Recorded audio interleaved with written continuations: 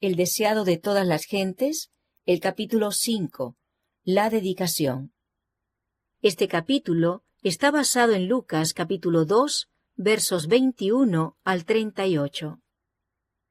Como 40 días después del nacimiento de Jesús, José y María le llevaron a Jerusalén para presentarle al Señor y ofrecer sacrificio. Ello estaba de acuerdo con la ley judaica, y como sustituto del hombre, Jesús debía conformarse a la ley en todo detalle. Ya había sido sometido al rito de la circuncisión, en señal de su obediencia a la ley. Como ofrenda a favor de la madre, la ley exigía un cordero de 1 año como holocausto y un pichón de paloma como ofrenda por el pecado. Pero la ley estatuía que si los padres eran demasiado pobres para traer un cordero, podía aceptarse un par de tórtolas o de pichones de palomas, uno para holocausto y el otro como ofrenda por el pecado. Las ofrendas presentadas al Señor debían ser sin mácula. Estas ofrendas representaban a Cristo, y por ello es evidente que Jesús mismo estaba exento de toda deformidad física. Era el Cordero sin mancha y sin contaminación. Su organismo físico no era afeado por defecto alguno. Su cuerpo era sano y fuerte, y durante toda su vida vivió en conformidad con las leyes de la naturaleza. Tanto física como espiritualmente, era un ejemplo de lo que Dios quería que fuese toda la humanidad, mediante la obediencia a sus leyes. La dedicación de los primogénitos se remontaba a los primeros tiempos. Dios había prometido el primogénito del cielo para salvar al pecador. Este don debía ser reconocido en toda familia por la consagración del primer hijo. Había de ser dedicado al sacerdocio como representante de Cristo entre los hombres. Cuando Israel fue librado de Egipto, la dedicación de los primogénitos fue ordenada de nuevo. Mientras los hijos de Israel servían a los egipcios, el Señor indicó a Moisés que fuera al rey de Egipto y le dijera: Jehová ha dicho así: Israel es mi hijo, mi primogénito. Ya te he dicho que dejes ir a mi hijo para que me sirva, mas no has querido dejarlo ir. He aquí yo voy a matar a tu hijo, tu primogénito. Moisés dio su mensaje, pero la respuesta del orgulloso monarca fue: ¿Quién es Jehová para que yo oiga su voz y deje ir a Israel? Yo no conozco a Jehová ni tampoco dejaré ir a Israel. Jehová obró en favor de su pueblo mediante señales y prodigios, y envió terribles juicios sobre el faraón. Por fin, el ángel destructor recibió la orden de matar a los primogénitos de hombres y animales de entre los egipcios. A fin de que fuesen perdonados, los israelitas recibieron la indicación de rociar sus dinteles con la sangre de un cordero inmolado. Cada casa había de ser señalada, a fin de que cuando pasase el ángel en su misión de muerte, omitiera los hogares de los israelitas. Después de enviar este castigo sobre Egipto, Jehová dijo a Moisés: Santifícame todo primogénito, así de los hombres como de los animales, mío es. Porque desde el día que yo maté todos los primogénitos en la tierra de Egipto, yo santifiqué a mí todos los primogénitos en Israel, así de hombres como de animales, míos serán, yo Jehová. Una vez establecido el servicio del tabernáculo, el Señor eligió a la tribu de Leví en lugar de los primogénitos de todo Israel, para que sirviese en su santuario. Pero debía seguir considerándose a los primogénitos como propiedad del Señor, y debían ser redimidos por rescate. Así que la ley de presentar a los primogénitos era muy significativa. Al par que conmemoraba el maravilloso libramiento de los hijos de Israel por el Señor, prefiguraba una liberación mayor que realizaría el unigénito Hijo de Dios. Así como la sangre rociada sobre los dinteles había salvado a los primogénitos de Israel, tiene la sangre de Cristo poder para salvar al mundo. ¿Cuánto significado tenía, pues, la presentación de Cristo? Mas el sacerdote no vio a través del velo, no leyó el misterio que encubría. La presentación de los niños era escena común. Día tras día el sacerdote recibía el precio del rescate al ser presentados los niños a Jehová. Día tras día cumplía con la rutina de su trabajo, casi sin prestar atención a padres o niños, a menos que notase algún indicio de riqueza o de alta posición social en los padres. José y María eran pobres, y cuando vinieron con el niño, el sacerdote no vio sino a un hombre y una mujer vestidos como los galileos, y con las ropas más humildes. No había en su aspecto nada que atrajese la atención, y presentaban tan solo la ofrenda de las clases más pobres. El sacerdote cumplió la ceremonia oficial, tomó al niño en sus brazos y le sostuvo delante del altar. Después de devolverlo a su madre, inscribió el nombre Jesús en el rollo de los primogénitos. No sospechó, al tener al niñito en sus brazos, que se trataba de la majestad del cielo, el Rey de Gloria. No pensó que ese niño era aquel de quien Moisés escribiera: «El Señor vuestro Dios os levantará profeta de vuestros hermanos, como yo. A él oiréis en todas las cosas que os hablare». No pensó que ese niño era aquel cuya gloria Moisés había pedido ver.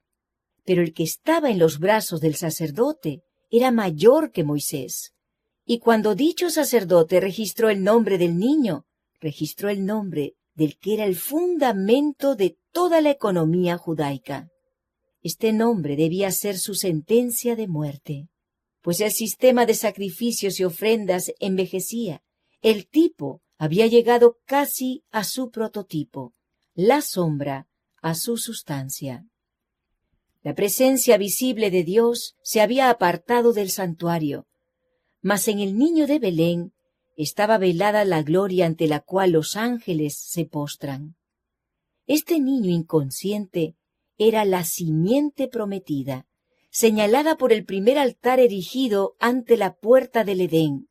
Era Shilo, el pacificador. Era aquel que se presentara a Moisés como el Yo Soy. Era aquel que la columna de nube y de fuego había guiado a Israel. Era aquel que de antiguo predijeran los videntes. Era el deseado de todas las gentes, la raíz, la posteridad de David, la brillante estrella de la mañana. El nombre de aquel niñito impotente, inscrito en el registro de Israel como hermano nuestro, era la esperanza de la humanidad caída. El niño por quien se pagara el rescate era aquel que había de pagar la redención de los pecados del mundo entero. Era el verdadero gran sacerdote sobre la casa de Dios, la cabeza de un sacerdocio inmutable, el intercesor a la diestra de la majestad en las alturas. Las cosas espirituales se disciernen espiritualmente. En el templo, el Hijo de Dios fue dedicado a la obra que había venido a hacer. El sacerdote le miró como a cualquier otro niño, pero aunque él no vio ni sintió nada insólito, el acto de Dios, al dar a su Hijo al mundo, no pasó inadvertido. Esta ocasión no pasó sin algún reconocimiento del Cristo. Había un hombre en Jerusalén llamado Simeón, y este hombre, justo y pío, esperaba la consolación de Israel, y el Espíritu Santo era sobre él. Y había recibido respuesta del Espíritu Santo que no vería la muerte antes que viese al Cristo del Señor. Al entrar Simeón en el templo, vio a una familia que presentaba a su primogénito al sacerdote. Su aspecto indicaba pobreza, pero Simeón comprendió las advertencias del Espíritu y tuvo la profunda impresión de que el niño presentado al Señor era la consolación de Israel, aquel a quien tanto había deseado ver. Para el sacerdote asombrado, Simeón era un hombre arrobado en éxtasis. El niño había sido devuelto a María, y él lo tomó en sus brazos y lo presentó a Dios, mientras que inundaba su alma un gozo que nunca sintió antes. Mientras elevaba al niño Salvador hacia el cielo, exclamó: «Ahora despides, Señor, a tu siervo, conforme a tu palabra, en paz, porque han visto mis ojos tu salvación, la cual has aparejado en presencia de todos los pueblos, luz para ser revelada a los gentiles, y la gloria de tu pueblo Israel. El espíritu de profecía estaba sobre este hombre de Dios, y mientras que José y María permanecían allí, admirados de sus palabras, los bendijo, y dijo a María: He aquí, este es puesto para caída y para levantamiento de muchos en Israel, y para señal a la que será contradicho, y una espada traspasará tu alma de ti misma, para que sean manifestados los pensamientos de muchos corazones. También Ana, la profetisa, vino y confirmó el testimonio de Simeón acerca de Cristo. Mientras hablaba Simeón, el rostro de ella se iluminó con la gloria de Dios y expresó su sentido agradecimiento por habérsele permitido contemplar a Cristo el Señor.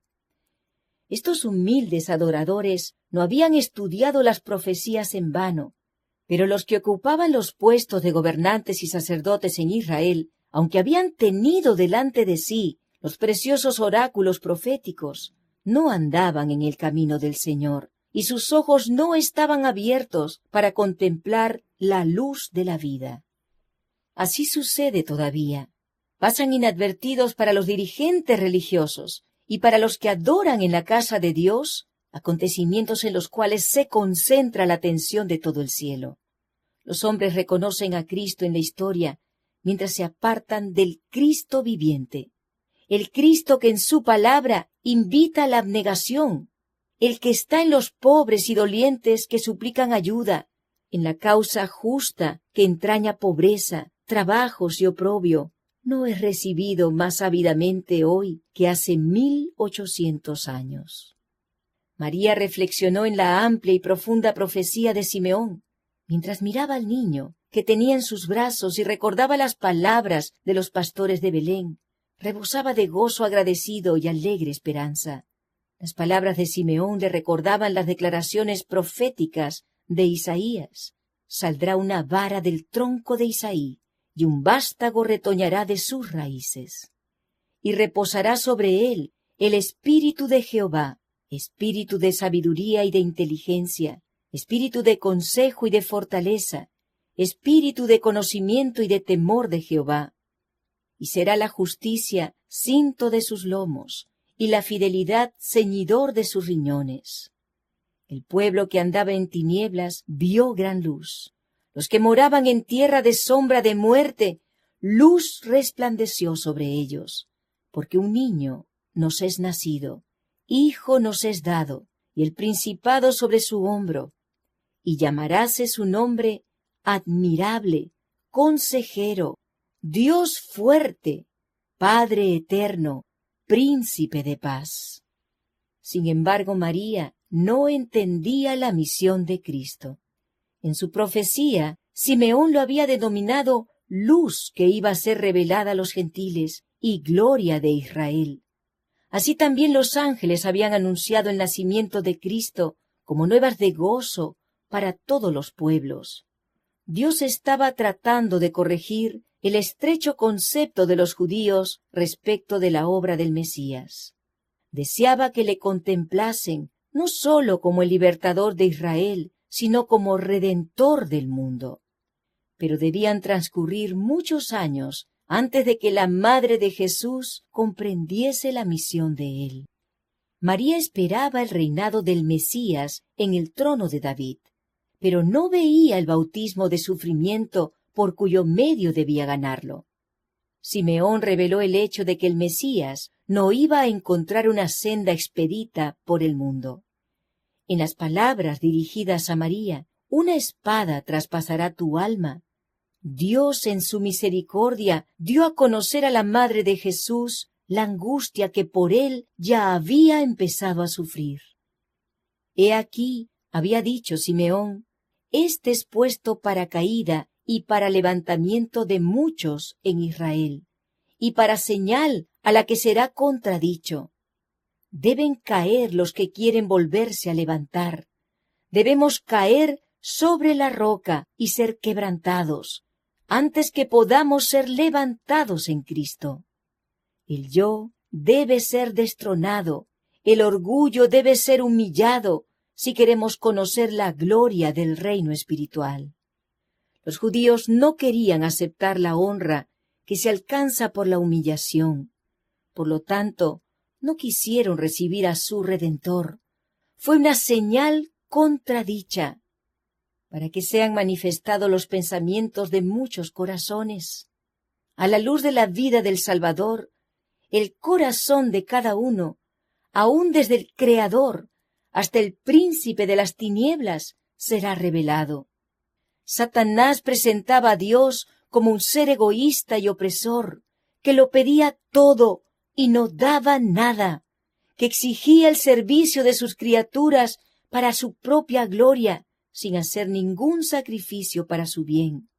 Pero el don de Cristo revela el corazón del Padre. Testifica que los pensamientos de Dios hacia nosotros son pensamientos de paz y no de mal. Declara que aunque el odio que Dios siente por el pecado es tan fuerte como la muerte, su amor hacia el pecador es más fuerte que la muerte. Habiendo emprendido nuestra redención, no escatimará nada, por mucho que le cueste, de lo que sea necesario para la terminación de su obra. No se retiene ninguna verdad esencial para nuestra salvación, no se omite ningún milagro de misericordia, no se deja sin empleo ningún agente divino. Se acumula un favor sobre otro, una dádiva sobre otra. Todo el tesoro del cielo está abierto a aquellos a quienes Él trata de salvar. Habiendo reunido las riquezas del universo y abierto los recursos de la potencia infinita, lo entrega todo en las manos de Cristo y dice: todas estas cosas son para el hombre.